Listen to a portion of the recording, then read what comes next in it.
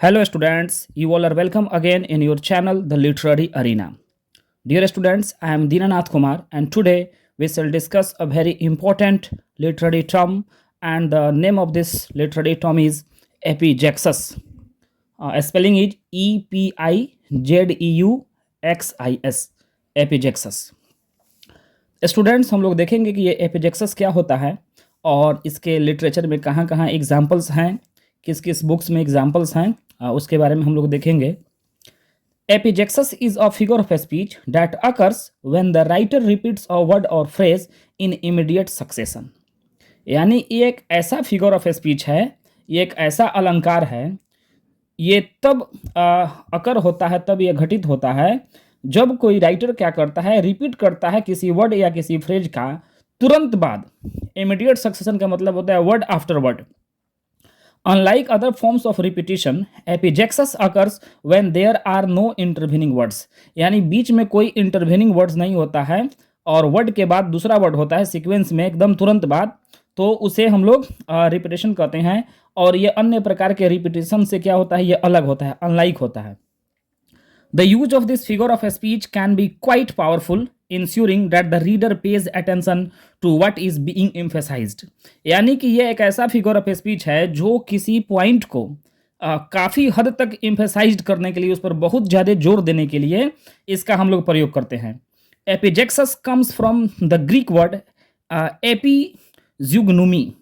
ये जो वर्ड है एपिजुग्नुमी, ये एक ग्रीक वर्ड है, इसी से लिया गया है, जिसका मतलब होता है फास्टनिंग टुगेदर, है ना। यानी तेजी से एक साथ करना, एक साथ मिलाना, यानी fastening together. It occurs when the writer repeats words in close succession. यानी कि तुरंत बाद क्लोज सक्सेशन में वर्ड आफ्टर वर्ड किया जाता है। They should fall one right after another. यानी एक वर्ड के बाद ही दूसरा वर्ड होता है, तो ये एपिजेक्सस कहलाता है। थोड़ा सा और हम लोग देखते हैं इसके बारे में। अब हम लोग एग्जाम्पल्स ऑफ एपिजेक्सस देखेंगे। द हॉरर, यहाँ देखिए स्टूडेंट्स, ये द हॉरर सेम वर्ड, एक वर्ड के बाद, एक फ्रेज के बाद द हॉरर, फिर दूसरा phrase the horror. From heart of darkness by Joseph Conrad का फेमस नोवेल है ये, और इसका इसमें एपिजेक्सस का यूज किया गया है। द हॉरर देखिए, यहाँ कॉमा के बाद दूसरा कोई प्रकार का, किसी प्रकार का वर्ड नहीं है। सेम वर्ड्स जो हैं, द हॉरर, यानी सेम फ्रेज को जो है रिपीट किया गया, द हॉरर के बाद द हॉरर। फिर उसके बाद देखते हैं हम लोग दूसरा example, the rime of the ancient mariner. ये टाइम लिखा गया है गलती से, इसको हम लोग राइम करेंगे आर। Okay, the rime of the ancient mariner, आर। Okay, the rime of the ancient mariner by S T. Coleridge. तो इसमें एपिजेक्सस का एग्जाम्पल क्या है, alone alone all alone on a wide sea and never a sand took pity on my soul in agony. From the rhyme of the ancient mariner by S.T. Coleridge. Here Coleridge repeats the words alone, एक word है alone, इसका repetition हुआ है, and all, ये दो word alone और all का जो है वो रिपीट किया गया है, emphasizing the speaker's perilous state and how lost he feels. और इसके राइटर के जो है ये पेरिलस स्टेट जो है, यानी कि जो खतरे से भरा हुआ स्थिति है, दुखद स्थिति है, उसको दिखाने के लिए, उसको एम्फेसाइज करने के लिए कोलरिज साहब ने क्या किया है, इस वर्ड का यूज किया है कि एलोन का और एक ऑल का। यहाँ देखिए alone word after word, words close succession है, एलोन ऑल, यहाँ देखिए ऑल। ठीक है, तो ये जो हो गया आपका एपिजेक्सस हुआ।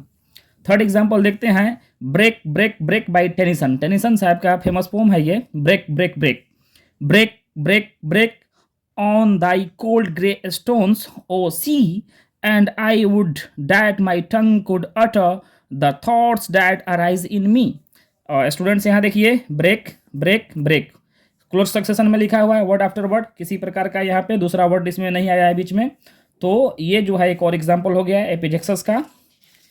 फोर्थ एग्जाम्पल हम लोग देखते हैं। फोर्थ एग्जाम्पल बहुत ही इम्पोर्टेंट और फेमस स्पीच है मकबेथ का, विलियम शेक्सपियर का प्ले जो है मकबेथ, और उसका प्रोटोगनिस्ट जो है, मेन कैरेक्टर जो है मकबेथ, उसी का ये स्टेटमेंट है क्या, one of the most famous speeches from Macbeth is known as the tomorrow and tomorrow. ये मोनोलॉग है मोनोलॉग मतलब टॉकिंग टू वन सेल्फ, एक मोनोलॉग है। एंड दिस soliloquy, ये soliloquy है, this soliloquy is delivered by Macbeth in act 5 on scene 5 after he learns that his wife known as lady Macbeth has died. यानी कि मकबेथ की जो पत्नी है लेडी मकबेथ, उसके मरने के बाद जब इसका समाचार मिलता है मकबेथ को, तो वह फिलोसॉफिकल थॉट में बोलता है, और ये बड़ा ही फेमस इसका स्पीच हुआ, soliloquy हुआ, जो एपिजेक्सस का बेस्ट एग्जाम्पल है। और ये लाइन्स क्या था, this lines are his response to the news, जो न्यूज वो सुनता है, सर्वेंट आके बताता है कि लेडी मकबेथ अब नहीं रही, तो ये पढ़ता है क्या, tomorrow and tomorrow and tomorrow creeps in this petty pace from day to the last syllable of recorded time, and all our studies have lighted full the way to dusty death. Out, brief candle, life's but a walking shadow, a poor player that struts and frets is up on the stage and then is heard no more.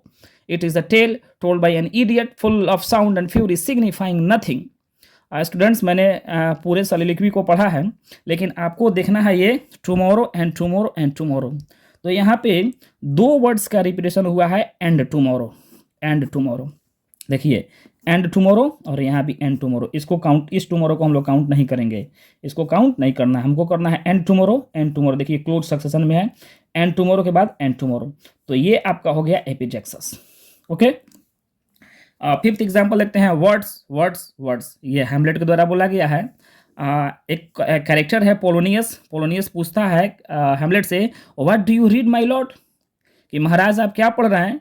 तो इसका जवाब में देता है, Hamlet जवाब देता है, this was Hamlet's reply to Polonius, words, शब्द, मैं शब्दों को पढ़ रहा हूँ। अब एक और एग्जाम्पल हम लोग देख लेते हैं।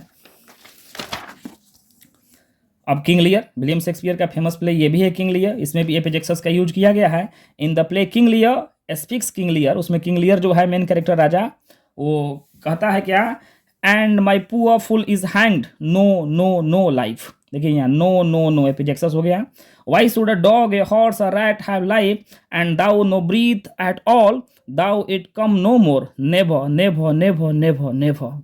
ये एपिजेक्सस का एग्जाम्पल हुआ। तो स्टूडेंट्स मुझे उम्मीद है कि आपने अच्छी तरह से इस फिगर ऑफ स्पीच को समझा। अधिक से अधिक वीडियो को शेयर करें, चैनल को सब्सक्राइब करें, और किसी और टॉपिक पे अगर आप वीडियो देखना चाहते हैं तो मुझे कमेंट बॉक्स में कमेंट करें। थैंक यू वेरी मच, आपने अपना कीमती समय दिया, इसके लिए आपको तहे दिल से धन्यवाद। Thank you very much.